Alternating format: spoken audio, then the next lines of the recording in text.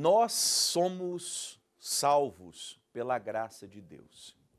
Se você ainda não foi salvo, eu peço, faço votos e orações para que isso aconteça em breve. E que você também faça parte do povo que eu vou, por esta palavra, conclamar. Porque eu quero falar hoje, a partir de um texto, Romanos 12, do 1 ao 8. Pegue a sua Bíblia, abra aí em Romanos, carta de Paulo à igreja que estava em Roma, no capítulo 12, do verso 1 ao 8. Eu quero falar com você sobre a consagração, a entrega, a oferta das nossas vidas no serviço do Senhor. Porque nós temos que ter essa consciência. Uma vez salvos, uma vez chamados, uma vez no caminho de Deus, uma vez batizados nas águas, uma vez frequentando uma igreja, e você frequenta uma boa igreja, você já encontrou uma boa igreja, uma igreja bíblica, uma igreja sadia, uma igreja santa, você olha no púlpito da sua igreja, da sua denominação, e você vê lá em cima um ministro fiel que prega a palavra com autoridade, com poder, com santidade. Então você tem que entender que o chamado de Deus para você tem a ver com o trabalho, com a dedicação. Você não pode pensar somente em si mesmo. É claro que nós temos a nossa vida particular, temos o nosso trabalho, temos a nossa família, os nossos filhos, o cônjuge, que não devem ser jamais negligenciados. Pelo amor do santo Deus, não negligencie sua esposa, seu marido, seus filhos, seus pais, seus irmãos. Não negligencie a sua casa, nunca faça isso. Agora, tendo cuidado da sua família, tendo cuidado daqueles que Deus te deu, você também deve ter o cuidado da casa do Senhor. Eu não estou falando de cargos, quando falo dessas coisas de ministério, eu não falo de cargos, eu não falo de posições na igreja, eu falo de serviço, de trabalho, de enxergar uma necessidade e se apresentar para ela. Olha o que está escrito: rogo-vos, pois, irmãos. Veja que o rogo, que o chamado, que a conclamação não é para todos, é para os irmãos. Era para os salvos daquela igreja em Roma. Rogo-vos, pois, irmãos, pela compaixão de Deus, que apresenteis o vosso corpo em sacrifício vivo, santo e agradável a Deus, que é o vosso culto racional. A gente pensa que o culto é ir na igreja, sentar 1 hora ou 2, depende do pastor, até mais. Se o pastor é bom, que ele pregue 3 horas. Mas se ele é ruinzinho, igual eu, 1 hora já está bom. Mais do que isso, é só para encher linguiça. Bom, você prestar culto não é ir lá, cantar 2, 3 músicas. Às vezes a banda é desafinada, às vezes o ministro não canta tão bem. Às vezes o culto não é nem tão agradável assim, porque as pessoas não se preparam para ministrar aquele culto. Dá para perceber, não é? Deixa uma crítica aqui, quando o ministro de louvor chega lá e se embaralha todo, ele não ensaiou a canção, não cantou direito, não se preparou, não se consagrou. Dá para perceber quando o pastor também está mais perdido que surdo em bingo, porque ele começa a falar coisa com coisa, ele lê um texto e fala de outra coisa, mas vira uma salada que ninguém consegue entender. Mas isso não é o culto, só isso não é o culto. É claro que ir ao culto, principalmente domingo, é muito importante. Mas o culto, e aqui nós lemos o que é o vosso culto racional, é aquele no qual eu apresento a minha vida para Deus. Eu estive pensando nesses dias, como acontece assim, numa relação de marido e mulher.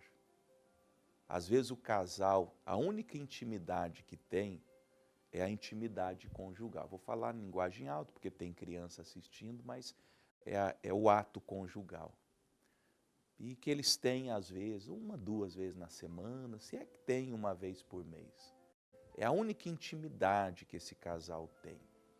Mas o resto do dia eles brigam, eles não se conversam, eles não dialogam, eles não se dão bem, eles não têm afinidade, eles vivem se provocando, vivem se alfinetando, ela vive gritando, ele vive emburrado, ela vive mexericando, ele vive tratando ela com grosseria. Aquele ato sexual que acontece lá de poucas em poucas vezes, ele na verdade não representa muita coisa, porque ele não é o fim de um casamento feliz. Casamento feliz acontece quando o casal se ama, quando o casal se respeita, quando o casal se dá bem, quando um ajuda o outro. É mais ou menos assim na vida espiritual. Você vive como um ateu segunda, terça, quarta, quinta, sexta e sábado. Não ora, não lê a Bíblia, não faz nada pela causa de Deus, não testemunha. Eu não tenho, mas alguns, ou a maioria de vocês tem redes sociais. Você coloca coisa de jogo de futebol, você coloca piada, você coloca as suas fotos, nada contra, cada um faça o que bem entender. Mas você não põe um versículo da Bíblia, você não põe uma palavra, você não compartilha, por exemplo, nem os cultos da igreja que você frequenta. Parece que você tem vergonha, ou é impressão minha? Você tem vergonha da sua igreja, você tem vergonha do seu pastor, você tem vergonha da sua denominação, você tem vergonha que as pessoas saibam, aqueles milhares de amigos, entre aspas, que você tem, que te seguem na sua página, você tem vergonha que eles saibam que você é cristão? Ou é só impressão minha? Nunca se esqueça que Jesus disse, aquele que se envergonhar de mim, quando eu voltar com os meus santos anjos, também me envergonharei dele. Então, o culto racional é quando eu apresento o meu corpo, a minha vida. Aí sim, eu vou no domingo, como você vai no domingo, aí você vai, você canta, você adora, você chora, você se derrama na presença de Deus, você senta para ouvir a pregação do pastor, você dizima, você oferta, você ajuda, aí tudo ali faz sentido. Por quê? Porque você já vem de uma semana cultuando a Deus, você cultuou a Deus na segunda-feira quando acordou e antes de sair para o seu trabalho, fez uma oração, leu a Bíblia, você cultuou a Deus durante aquela segunda-feira, quando você trabalhou, todo mundo fala que segunda-feira é difícil, que segunda-feira é pesado. Não, você foi para o seu trabalho, diligente, fez o seu trabalho, cumpriu as suas obrigações. Aí você cultuou a Deus. Você que trabalha para alguém, que é empregado, você cultua a Deus quando você cumpre teu trabalho.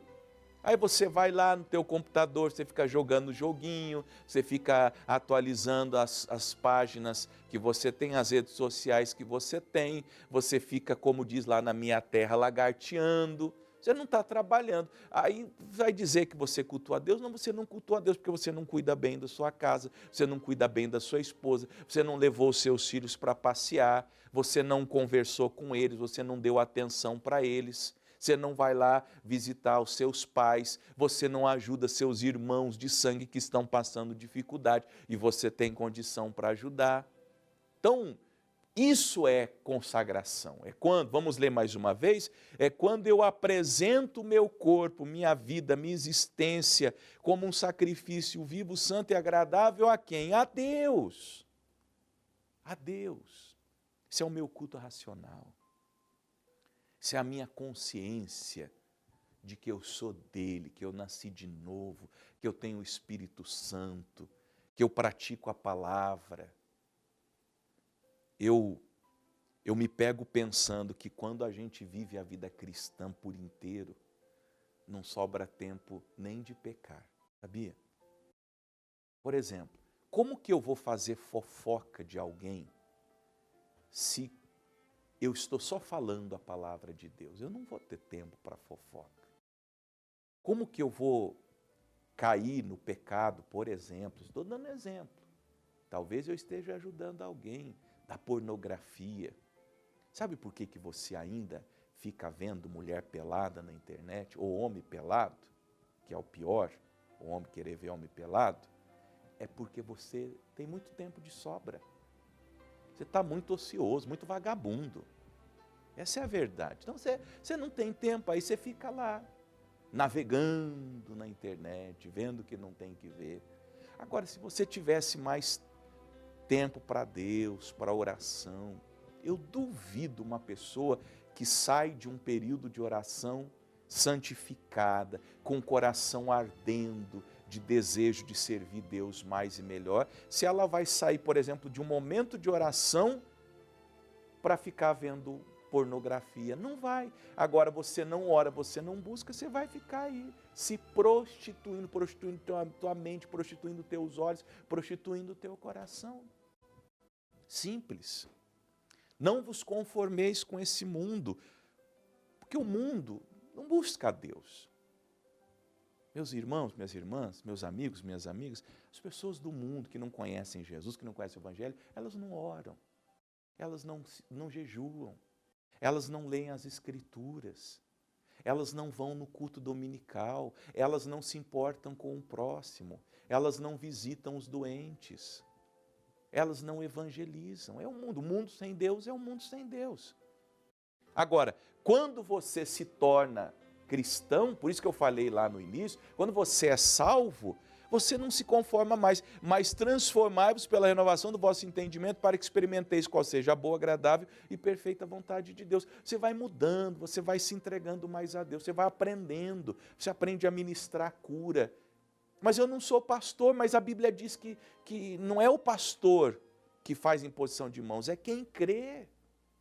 Sinais seguirão os que crerem. Você começa a expulsar demônios, você começa a evangelizar, você começa a falar. Lá na faculdade, eu vejo, eu tenho visto ao longo dos anos, os jovens da nossa igreja, eu não sei das outras denominações, talvez seja um erro só nosso, e eu vou expô-lo aqui, e o pastor Eduardo, espero que ele esteja assistindo, que ele esteja acompanhando, espero que a juventude assista o Paraná na Graça. Eu acho que não assista, porque eu não vejo eles nas redes sociais do Paraná na Graça, mas eu tenho visto jovens da nossa igreja, eles vão para a faculdade e se desviam. Que história é essa? Aí eles começam a ouvir doutrinas de esquerda, de comunismo, de que Deus não existe, e começam a se simpatizarem com feminismo, com liberação de drogas, com aborto, com uso de maconha. De repente, viram a cabeça e vão embora. Eles deveriam influenciar uma faculdade, entrar ali, criar um grupo de oração, criar um grupo de aconselhamento. Mas não. Sabe por quê? Porque não se apresentam. Cristão, cristã, amado irmão, cara irmã, se vocês não se apresentarem para Deus, vocês vão se apresentarem para o diabo. Se você não der o seu tempo para Deus, o seu tempo será do diabo.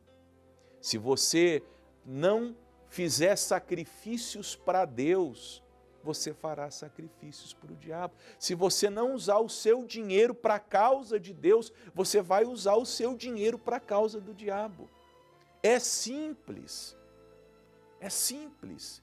Nós só temos dois caminhos. Leia depois Deuteronômio 30, Deus falando com Moisés, e Moisés deveria repassar aquele recado ao povo. Só tem dois caminhos. Nós só temos bem e mal, bênção e maldição, luz e trevas.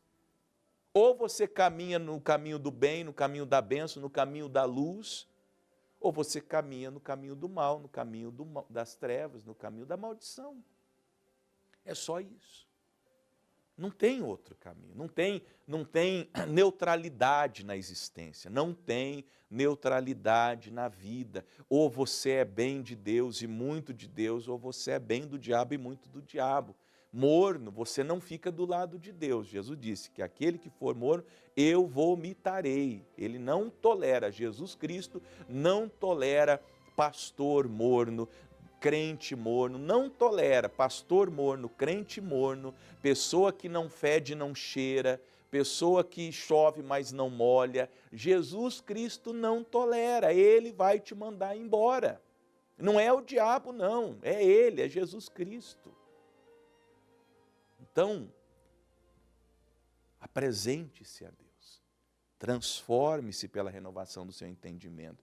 Vá buscar o que eu estou falando como diretriz para você, vá lá nas Escrituras, vá ler a sua Bíblia. Eu duvido uma pessoa que lê a Bíblia e não seja consumido pelo fogo de Deus. Essa palavra é viva, vocês não entendem, vocês não conseguem crer que a palavra é viva. À medida que você lê a palavra, você começa a ter o coração a queimar você quer servir a Deus. Você não fica indiferente. A palavra de Deus, quando meditada, quando estudada, quando lida, quando examinada, ela acende um fogo no coração. Um fogo. E você quer servir, você quer agradar, você quer fazer a vontade de Deus. Porque pela graça que me é dada, Paulo está dizendo, digo a cada um dentre vós, que não saibais mais do que convém, mas que saiba com temperança, conforme a medida de fé que Deus repartiu a cada um. O que ele está dizendo não se compare com ninguém, não tenha alguém como um parâmetro, é você, porque Deus repartiu uma medida de fé para cada um, Ele deu um limite para cada um, é dentro disso que você vai transitar. Eu não fui chamado para ser pastor. Tudo bem, nem todos são pastores, nem todos são colunas na casa de Deus, nem todos são ministros de louvor, mas todos são alguma coisa. E segundo a medida de fé que Deus te deu, segundo o entendimento, a compreensão, a graça, vá ao limite, vá até o cálice transbordar.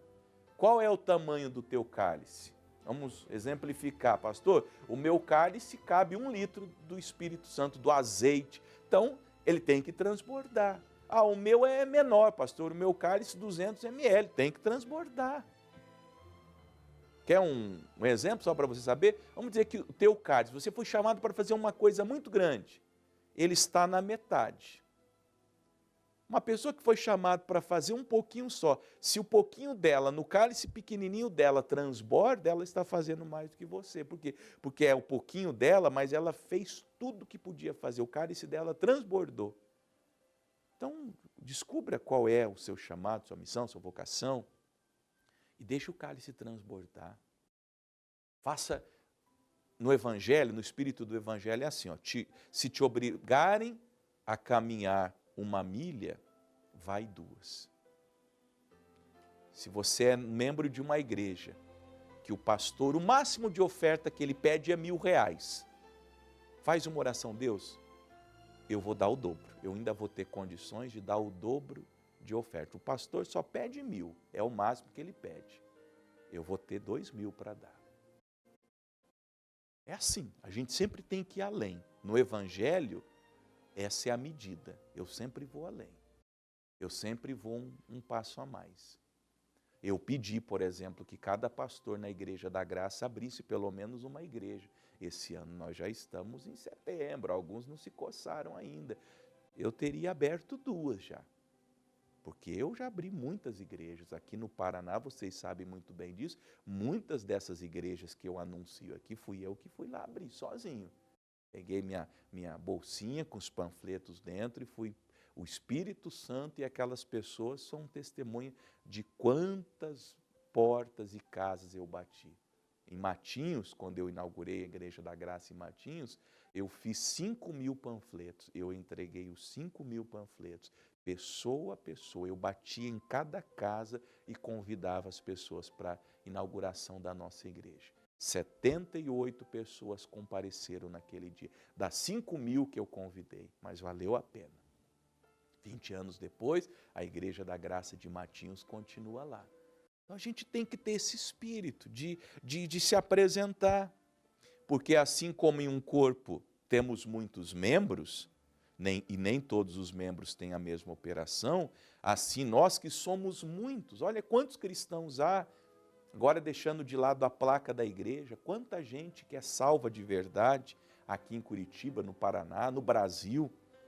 Assim nós que somos muitos, muitos cristãos, muitos salvos, somos um só corpo em Cristo, independente de placa, de igreja, mas individualmente somos membros uns dos outros, dependemos uns dos outros, de modo que tendo diferentes dons, segundo a graça que nos é dada, se é profecia, seja ela segundo a medida da fé, se é ministério, seja em ministrar, se é ensinar, haja dedicação no ensino, ou o que exorta, use esse dom em exortar, o que reparte, ou que oferta, que dizima, faça com liberalidade, o que preside, ou seja, tem um cargo de liderança com cuidado, e o que exercita misericórdia com alegria. Em resumo, o que ele está falando é, uma vez que nós nos apresentamos a Deus, que nós dizemos, eis-me aqui, como Isaías disse, Deus vai nos colocar onde Ele tem que nos colocar. Deus põe você na igreja que você tem que estar. Sabia disso? Ele põe exatamente. Você está onde Deus queria que você estivesse. Agora, se você não cumpre o seu papel, o seu chamado, sua vocação, se você não usa a medida de fé que você tem para servir as pessoas naquele lugar, porque nós somos membros para servir uns aos outros.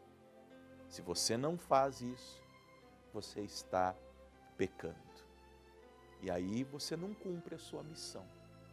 Então, a palavra de hoje é, ofereça-se a Deus, consagre-se a Deus, apresenta o teu corpo como um sacrifício vivo, santo e agradável, porque este é o culto racional. O culto dominical é muito lindo, é muito importante, é indispensável, mas ele só é válido quando você cultua a Deus na vida, na existência, porque o verdadeiro culto acontece na vida, de domingo a domingo. Amém?